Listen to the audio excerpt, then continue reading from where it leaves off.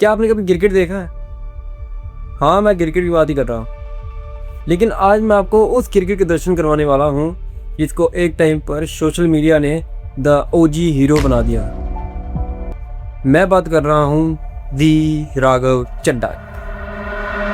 देखो, मैं यहाँ किसी पार्टी को सपोर्ट करने या किसी पार्टी को डिफेम करने नहीं आया, ये मेरा काम नहीं है। मैं तो जनता को ये बताने आया हूँ कि थूक कर चाटना किसे कहते हैं।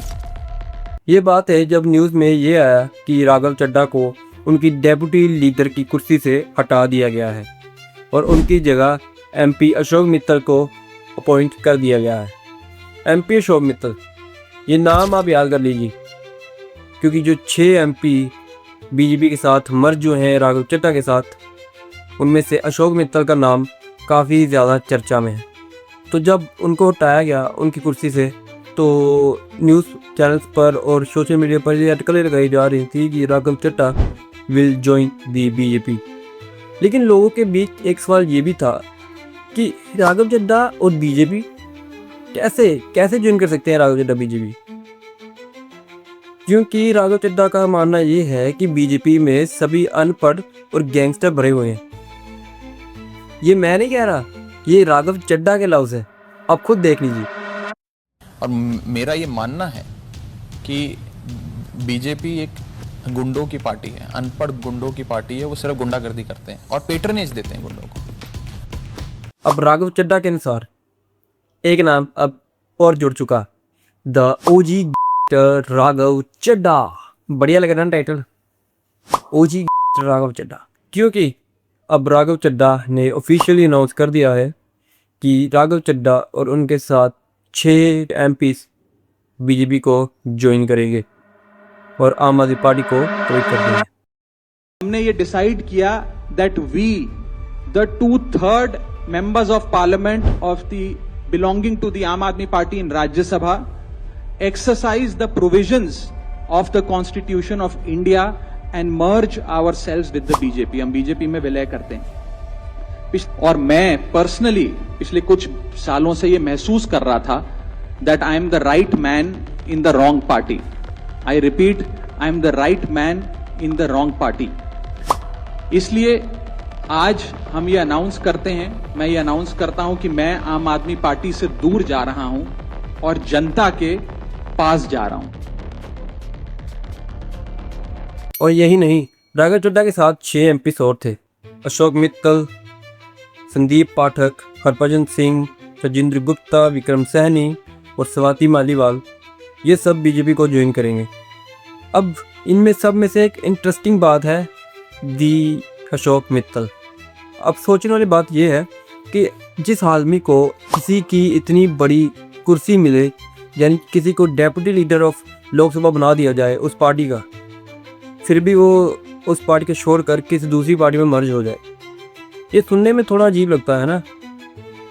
इसका जवाब है दी ईडी।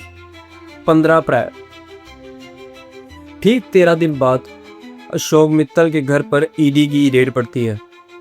अगर आप अभी तक अशोक मित्तल को नहीं जानते हैं तो अशोक मित्तल, आपने एलपीयू का नाम सुना होगा।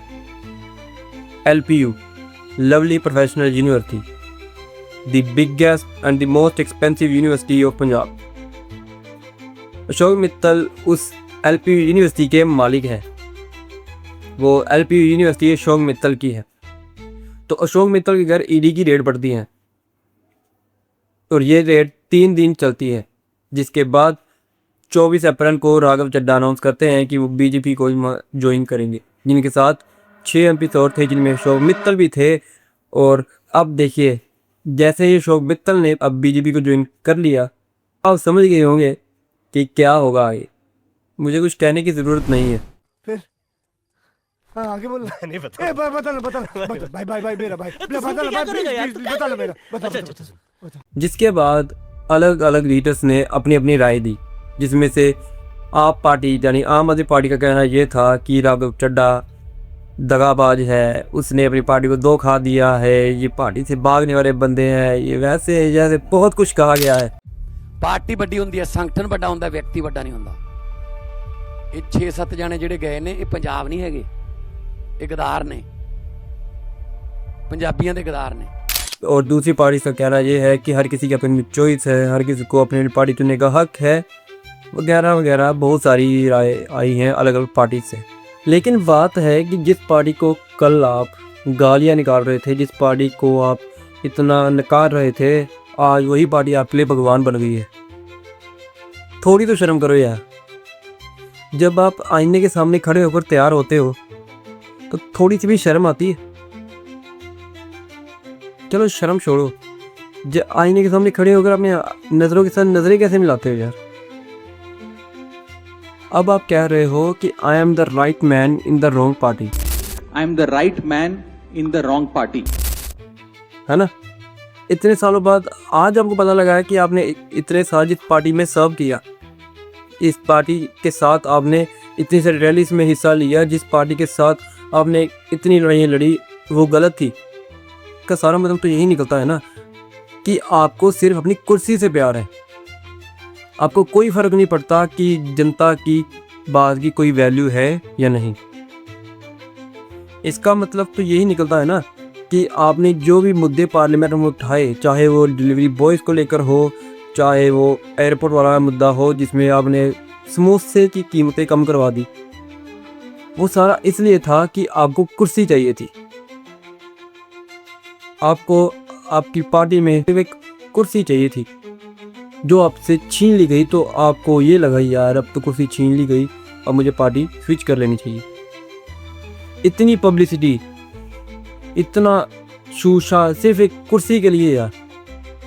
एक बात हम सब ने लीडर्स के बारे में सुनी है कि लीडर्स की जुबान की कोई वैल्यू नहीं होती, और जो बात ये लीडर हर बात साबित करके दिखाते हैं जो कि गलत है।